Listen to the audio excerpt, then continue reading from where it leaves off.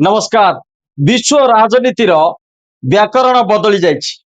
Beijing रो great hall of the people रु नहीं जोंगनान हाइर बगीचा पर्यंत दुई महाशक्ति मध्य जो समीकरण देखा मिली सारा दुनिया को चकित कर दी। प्रश्न उठुची किए का जाल फसी। अमेरिका चीन को निज आधिपत्य रखा चाहूँ ना चीन निजर दीर्घकालीन रणनीति रे अमेरिका को बांधि सारी।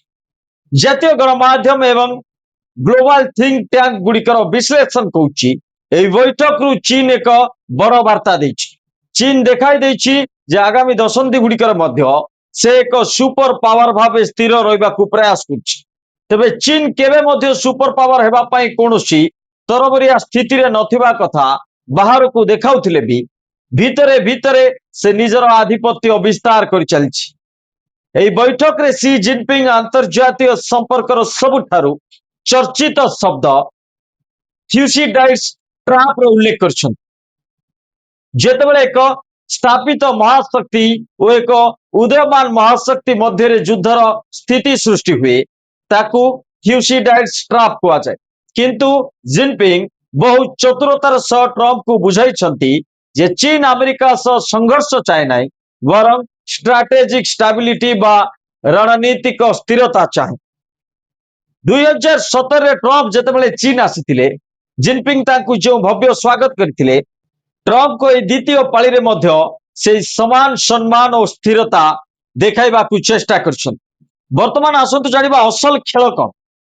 अमेरिका वर्तमान मध्य प्राच्य रे ईरान सह चलिथिबा उत्तेजना मध्य रे व्यस्त अछि।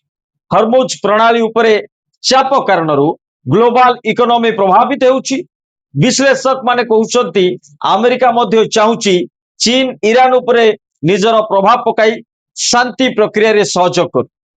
अन्यपटे ट्रम्प जो 60% रु अधिक कड़ा शुल्क बा टैरिफ लगाइबा को चेतावनी देथिले ताकू काउंटर करिबा पई चीन निजर रेयर अर्थ मिनरल्स बा दुर्लभ खनिज पदार्थर रप्तानी उपरे कटकणा लगाई अमेरिकार टेक इंडस्ट्री उपरे चाप पकाइछि।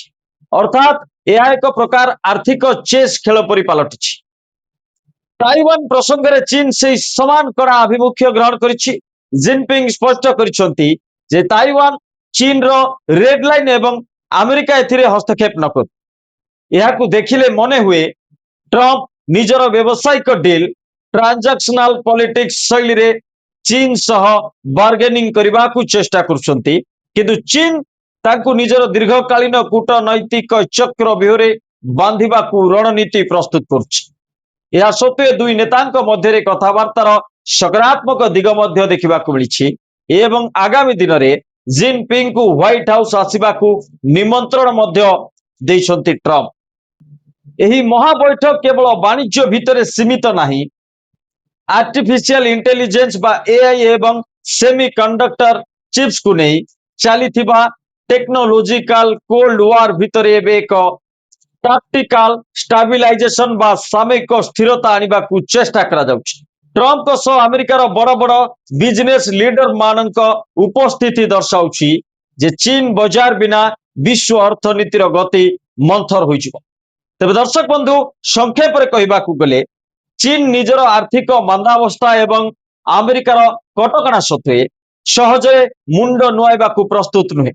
ट्रम्प निजर अमेरिका फर्स्ट नीति नहीं आग को बढ़ुवा बेले सी जिनपिंग निजर धैर्य एवं स्थिर रणनीति बल रे विश्व राजनीति रे निजर गुरुत्व प्रमाणित करछन। आपन को कोन लागुछ प्रकृत रे किए का जाल रे फस्ट ट्रम्प को व्यवसायिक बुद्धि जीतिबो ना जिनपिंग को दीर्घकालीन कूटनीति। आपन को मतामत कमेंट बॉक्स रे निश्चय जणा। नमस्कार।